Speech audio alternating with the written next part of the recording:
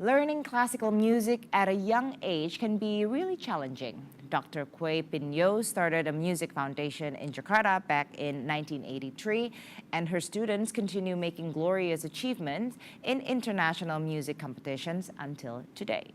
Indonesia Now's Iqbal Himawan met her and some of her students who won the piano competition in Hong Kong this year.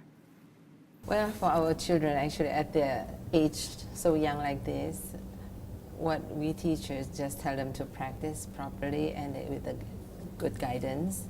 We don't try to build up that this is so serious that you have to play really well and things like that. Yeah. We just ask them to prepare and practice diligently and routinely and disciplinedly, Okay. And do well and the result will be shown on the performance, the competitions, rather than build up all these tensions about competition that they don't even know that there were 2,000 contestants, for instance, and that all the jurors are coming from all over the world. They don't even know, so they just play. And I think when they just play and it comes very naturally to them, and whatever inside of them will show in the competition. And apparently the judges all like them a lot, and so they won the prize.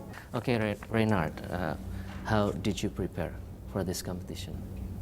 Actually, usually I practice piano and just practice piano. You practice piano. Do you practice more often for this competition or just practice like your daily routines? Just practice like that. Just practice like we have it. How long do you practice every day for this competition? How many hours? Maybe 30 minutes. 30 minutes? Yeah. Every day? Yes. Okay. With the help of your teachers? Yes, and my dad. What is the biggest thing that we need to consider about teaching classicals to the kids at such a young age? I think basically we are trying to have the students to enjoy what they're doing. That's what the first of our aim. We're not talking about competition is our ultimate goal. It's not. It just, we want them to love the music. Because we believe, I do believe, once you love anything you want to do, and then you will do it by yourself, without pressuring from the parents or the teachers. If they like music, they want to practice and they want to play well, So the whole essence of music education is not talking about play this instrument well or that instrument really well and then practice it until it's so perfect. It's not about that. It's about teaching students how to love music. Okay. Do you have, a certain strategies to make them stay focused when they're being on a competition? That's what is counted in preparation. It all has to be done in preparations, in the preparing for the. It's not about competition. It's preparing for any performances. It's like that. So we ask them to, of course, first they have to learn the notes and memorize the notes, and also at the same time we tell them the expressions and what they can dig further into the music. Okay. And Nino's piece is a very difficult piece. When he performed Schumann, right? That's very, very difficult because we are not talking about melody and accompaniment. Like a piece consists of, here's the melody, this is the accompaniment, which is the harmony, and so on. But his is with a lot of inner voices, with second and third. It's just like four people are having a conversation or a singing, and then I cannot focus just on the melody and the bass, but he could bring out all the little inside the second voice and the third voice. It's very difficult, and he did really a great job about that. Okay, Doctor, this foundation has been built since 1983. Right. And then from year to year, how's the enthusiasm? I think it's growing, yeah.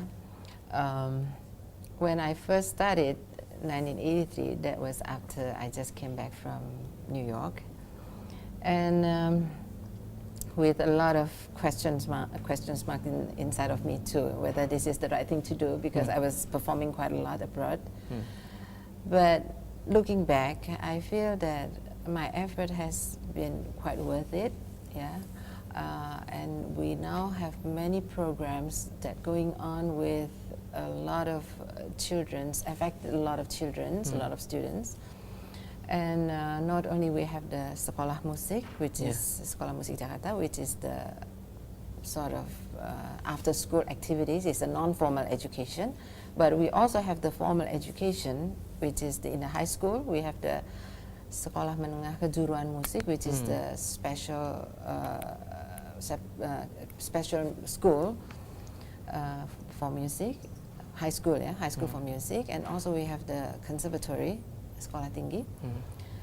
With the high school for music, it's very interesting that people who just graduate from SMP, if they audition in us, they want to come to us, a lot of them start everything from zero. What I mean is they cannot play cello or piano or violin, whatever.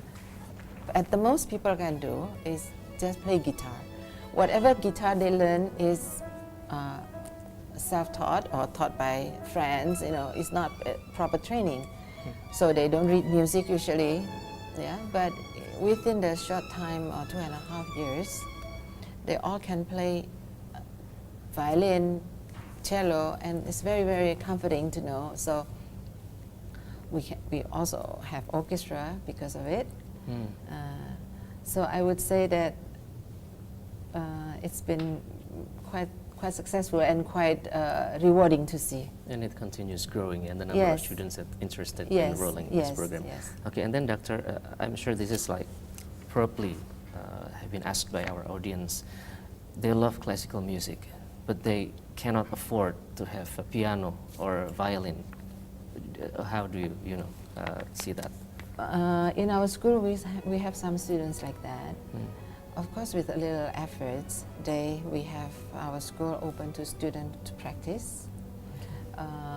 But with violin, we usually encourage the student to have it their own, because you cannot borrow other people's violin, because a lot of violins are handmade, and we have to find the position, the pitch on the violin. If it's different instrument all the time, that means they have problem adjusting to it. And the violin for our students, they usually have their own. If they don't have it, then they can purchase it. It's not too expensive, and we have deferred payment for them as well. Okay, Reynard, when you play in homes, do you need to have to be in a good mood to play, or you can play anytime? I can play anytime. You can play anytime. But sometimes I need that good mood from my father. Okay, the support from your father. Yeah. What did your father say to motivate you? Sometimes he said you have to improve. Sometimes he said you have to more speed or done wrong, like that. Okay. Nino, did you get the support from your families too? What did they say to motivate you? Yeah, my father say I need to be serious, so when in competition or concert, you can be better and good at the competition. So you need to practice a lot at home. The experience these children had is proof how talent is not the only factor in learning classical music. Anyone who's willing to learn and practice diligently can also explore the joy of classical music, no matter how young.